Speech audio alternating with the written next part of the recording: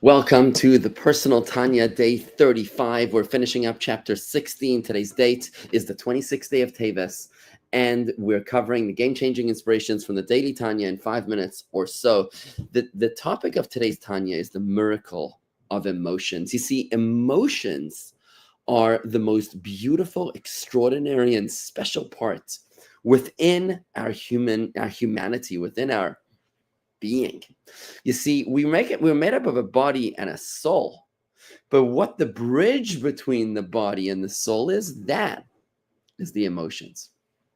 The emotions is what channels the convictions of the mind into the actions of the body, into thought, speech, and action.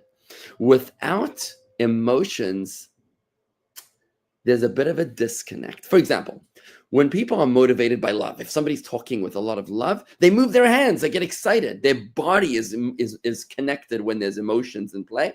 Cerebral people, they don't move much. They're calm because the body is just not so much engaged. The big question of today's Tanya is what happens when the emotions are stunted, when you're feeling numb and you're not able to express your emotions.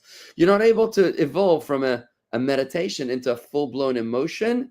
Here, the novelty of today's Tanya is that the Alter Rebbe teaches us that God intervenes to bridge the gap from the soul, the seat of the godly soul in the brain, to the body and thought, speech, and action. It is God himself who swoops in to intervene and to make sure that the convictions of the mind, which haven't evolved into full-blown emotions, are still able to motivate the body's thought, speech, and action to express the convictions of the godly soul. You see, when we have regular emotions, the regular process is that the brain reaches a full state of meditation, gives birth to full-blown emotions because the mind rolls over the heart, and those emotions now motivate the rest of the body, which is why it's so important in order to manage the battle of your internal battle of your souls. You need to be able to give birth to emotions through meditation. This is critical foundational principles in Chabad Hasidic philosophy.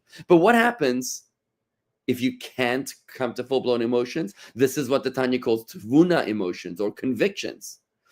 The way it works is that those tavuna emotions are still able, those convictions still able to motivate the actions and the thought and the speech of the body because of divine intervention. God himself connects the convictions of the mind of the godly soul to the thought, speech, and action, bridging the gap. And the reason for this is the Alter Rebbe quotes the Gemara, the Talmud in Kedushin 48, which states a brilliant statement, stunning. When there's a good intention, conviction, God bridges the gap into action.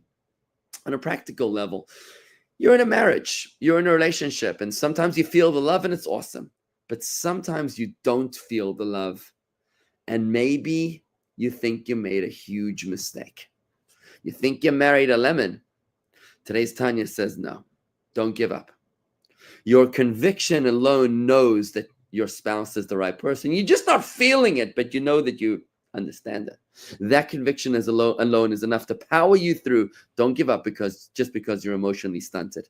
Now, let's be honest. Some people were betrayed by their teachers or parents, or maybe abandoned or controlled, or maybe they were expected to conform to a certain perfect standard.